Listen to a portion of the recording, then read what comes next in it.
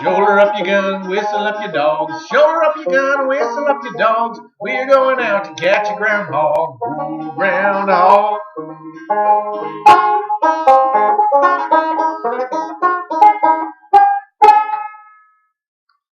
Now this is the story of Uncle Ike. Uncle Ike, he was the man who invented the Hogaphone. Now, you've heard of a telephone, right? One person has a telephone, the other person does. You can stand on either end of that thing and talk to each other. Now, some of you might have even made a little homemade telephone at home. You can take two empty tin cans, and you poke a little hole in the bottom of that can, and then run a string through that can, and then tie a knot at the end of each string, and each of you press that can up to your ear, and that string, it'll vibrate, it'll move, and you'll be able to stand at either end of that string, and you can talk to each other. Well, now, Uncle Ike, he invented the Hogaphone, kind of like the telephone, but he used a groundhog hide. The skin of a groundhog. Now, Uncle Ike, he didn't have a lot of visitors, and he didn't have a lot of neighbors. He lived way up at the top of a mountain, and nobody lived anywhere around. It was just one little log cabin, and him and his dog Blue, and he would live up there, and he'd cook his own food and grew his own vegetables, and he'd sit out on the porch with his dog and play his banjo. But he got lonesome. He wanted to talk to somebody. Now, his neighbor, she was Granny Beecher. Granny Beecher, she lived down at the bottom of the hill. It was a mile away, way, way, way down the bottom of that hill. Now, Uncle Ike, what he did, he went to his window. He had one pane of the glass missing from his window. So he took that groundhog hide, that skin, and he stretched it real tight, tight as a drum. So you could just tap it, and you could hear it like that. He stretched that groundhog hide on over the pane of the window, and then he tacked it in, and then he took a wire, he tied a knot in the end of that wire, and he ran that wire through that tight groundhog hide, and he ran that wire all the way down the hill over to Granny Beecher's house. Now, Granny Beecher, she had one of these groundhog hides in her window too. They had stretched that in her window, and they put that wire, they ran it through her groundhog hide, tied a knot at the end, and they could stand at either end of that thing. They're a mile away from each other. But they could stand at either end and they could talk to each other. Because that wire would vibrate and the groundhog hide would, well, you know how technology works. And so they had a system where, because they didn't want to always be bothering each other with things. Uncle Ike, if he wanted to talk, he would go to his groundhog, his Hogaphone, on his end of things, and he'd go over and he would knock 3 times. 3 times meant that he wanted to talk to Granny. So he'd go over to it and he'd knock 3 times. Granny Beecher, she would hear that, so she would walk right up to her Hogaphone, to that pane of glass, and she would say, "Hey, Uncle Ike, how do you do?" And he'd say, "Well, I do pretty good, Granny. How do you do?" "Well, I do just like I want to, Uncle Ike." And he'd say, "Well, Granny, tell me, how'd your taters turn out this season?" "Well, they didn't turn out, Uncle Ike. I had to go dig them out." "Oh, Granny." So they'd chat on that Hogaphone. Now, other times, Uncle Ike, he didn't want to bother Granny. He didn't feel like talking, so he'd just tap at a different signal if he just wanted to listen to the radio. This was a long time ago. Granny Beecher, she had one of them newfangled radios. And so Uncle Ike, if he tapped 5 times, that meant that he just wanted Granny to turn on the radio so he could do a little dancing. And so he'd tap 5 times, and then Granny Beecher, she'd turn on the radio, and Uncle Ike, he could hear the latest tunes of the day. Those really popular tunes that they play on the radio, like "Keep My Skillet Good and Greasy All the Time" by Uncle Dave Macon. But it came through the Hogaphone, so it sounded like this. Keep my skillet good and greasy all the time, time. Keep my skillet good and greasy all the time. Oh, honey, if you say so, I'll go wherever you go. I'll just lay around the shanty all the time. I'll just lay around the shanty all the time. Now, on the day that I want to tell you about, very important day in Uncle Ike's life, he went over to that Hogaphone and he tapped 3 times because he felt like talking. Granny Beecher, she went over to hers and she answered him. "Hello, Uncle Ike, how do you do?" "Well, Granny, not so good. I'm not doing so good." "Oh, no, why's that, Uncle Ike?" "Well, you know, Granny, there's been this dog coming up. This bear coming up to my house." "Oh, I thought you had a dog." "I do have a dog. My dog, his name is Blue. But you know, old Blue, he's defending me against these critters. Well, now old Blue, he's run off with some other dog. I think he's got a girlfriend. He's got a girlfriend, Granny Beecher."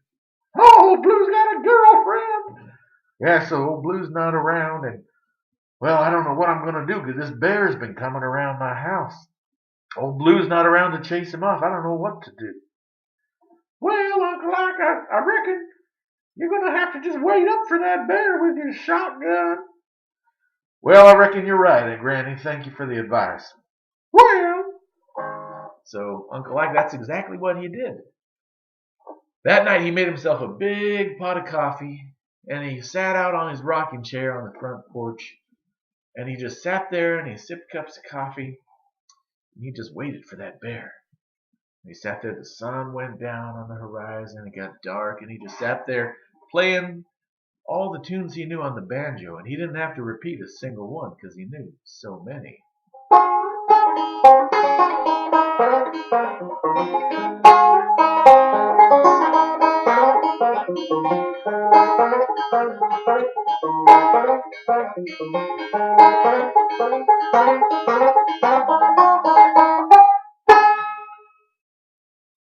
Oh, well, he was getting really sleepy, and he looked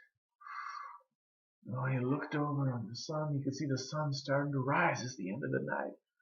Oh, the sun's rising, and it just felt so warm and good that, oh, he picked up that chair, and he picked up his pot of coffee, and he grabbed his banjo, and he stood up, and he went inside, and he just laid down on his bed, and he was so tired. He didn't even close the door behind him.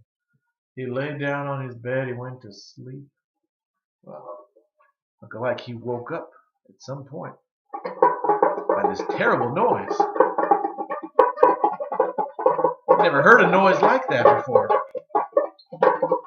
Well, he opened his eyes and he looked at the foot of his bed, and there standing at the foot of his bed was a huge 12-foot tall grizzly bear. And that bear, it was grabbing a hold of his banjo, and it was pecking at that banjo with its claws like it was trying to play.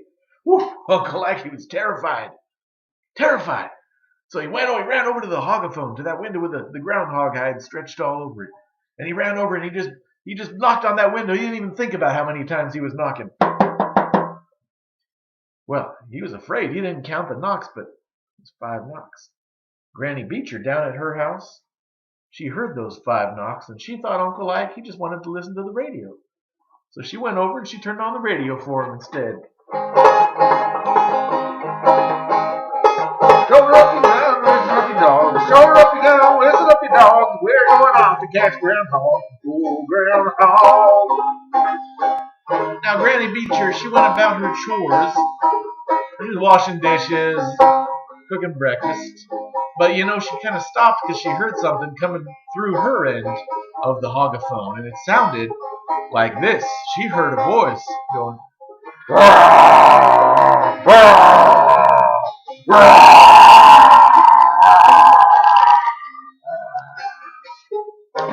Well, she stopped. She said, "It's that bear."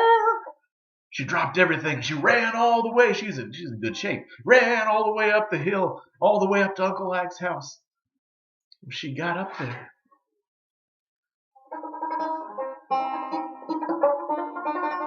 she got close to the house. She tiptoed now because she doesn't know where that bear could be. She looked all around. She didn't see that bear anywhere. But then she got to the door. She sees the door. It's hanging wide open. Then she looked off down at the woods. She could see that bear running off into the woods, carrying something between its claws, something long and thin, like it's one of Uncle Ike's arms or legs or something. So she peeked around the door. She looked inside. She thought she would see Uncle Ike's blood spattered all over the walls. So she looked inside. Well, there's Uncle Ike, perfectly healthy, just sitting there, just shaking like a leaf. She looked at him. She said, "Oh, Uncle Ike, I thought you were a goner. I thought that bear, he tore you to pieces." Uncle Ike said, "I thought that too, Granny. I thought I was a goner. That bear, he was coming toward me. He was coming at me. But you know, when you turned on the radio, Granny, well, that music started and that bear, he did the finest little buck dance you ever seen. He started dancing for a while, but then he got angry again and he started coming at me with those big claws. That bear, he's coming at me. I thought he was going to grab my throat. But he didn't grab my throat, Granny. He grabbed my banjo. That bear, he ran off with my banjo. What do you think he wanted with that banjo?" "I don't know, Uncle Ike." Well, Uncle Ike, he never saw that bear again. But they say every now and then, down in those woods near Uncle Ike's house, late at night, somewhere off in the woods, they say you could hear the sound of a banjo playing, almost like it's that bear trying to pick out a tune on that old banjo.